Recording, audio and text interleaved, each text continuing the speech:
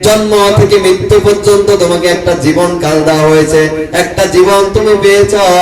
বান্দা বলো আন উমরিহি ফিমা আফনাহু, তোমার জীবন কালটা কোন কাজে ব্যয় করেছো?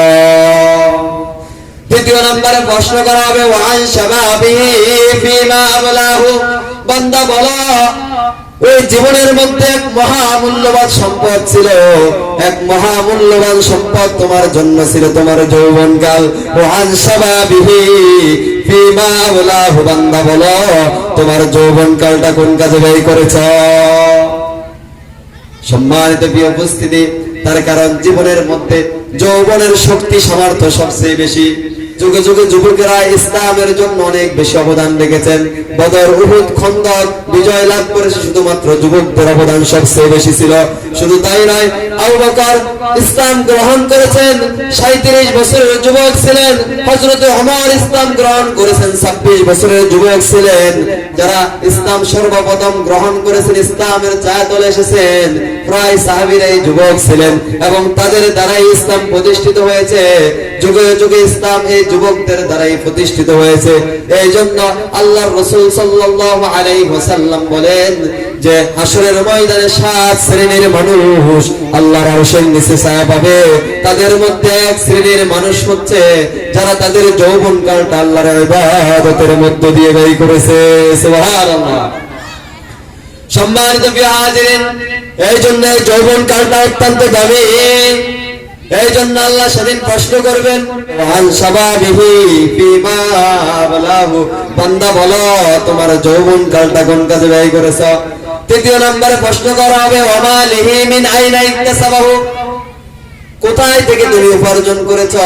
এই যে বিশাল অট্টালিকা বানিয়েছো, অনেক সম্পদের মালিক তুমি হয়েছে, বান্দা বলো অন্যের জমির ধান দখল করে, অন্যের জমি ফেলে, অন্যের মাথায় আঘাত করে, দাপট দেখিয়ে ক্ষমতার তুমি কি এই সম্পদ অর্জন করেছো? এই অট্টালিকা বানিয়েছো নাকি হালাল পথে ইনকাম করে এই সম্পদ বানিয়েছো?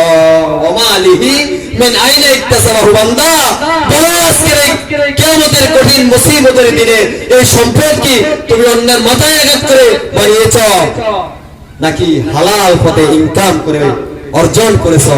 সেই প্রশ্নের জবাব কিয়ামতের ময়দানে দেওয়া লাগবে না লাগবে না? সম্মানিত প্রিয় উপস্থিতি, সম্মানিত প্রিয় হাজিরিন, চতুর্থ নম্বরে জিজ্ঞাসা করা হবে অফিমা আনফাকাহু, যে সম্পদ তুমি অর্জন করেছো, যে সম্পদের মালিক তুমি হয়েছিলে, বান্দা বলো অফিমা আনফাকাহু, সেই সম্পদ তুমি কোথায় ব্যয় করেছিলে? সেই সম্পদ কি তুমি বিড়ি সিগারেট, সেই সম্পদ কি তুমি মদ জুয়া জিনা ব্যভিচারের পথে ব্যয় করেছো, নাকি সেই সম্পদ কোরআনের মাহফিলে ব্যয় করেছো, মসজিদ মাদ্রাসায় ব্যয় করেছো, এতিমের পিছনে ব্যয় করেছো? তুমি কি হালাল পথে সম্পদগুলো ব্যয় করেছো নাকি হারামের পথে সম্পদগুলো ব্যয় করেছো? অফিমা আনফাকাহু, বান্দা বলো সেই সম্পদ কোন কাজে ব্যয় করেছো? কয়টা গেল হাসরের ময়দানে? চারটা প্রশ্নের পরে পঞ্চম নম্বরে প্রশ্ন করা হবে ওমাযা আমিলা ফিমা আলিমা, যে জ্ঞান দিলাম, যে ইলম তুমি অর্জন করেছো, যতটুকু ইলম তোমার মধ্যে ছিল ও বান্দা ওই ইলম অনুযায়ী কতটুকু আমল করেছো? বান্দা এতটুকু ইলম তো তোমার মধ্যে ছিল, কোনটা হারাম, কোনটা হালাল, কোনটা ফরজ, কোনটা ওয়াজিব এটা তুমি জানতে। সুদ ঘুষ খাওয়া হারাম, জিনা ব্যভিচার করা হারাম, মিথ্যা কথা বলা হারাম, অন্যের জমি দখল করা হারাম, অন্যের দান নিয়ে আসা হারাম, বান্দা তুমি এটা জানতে।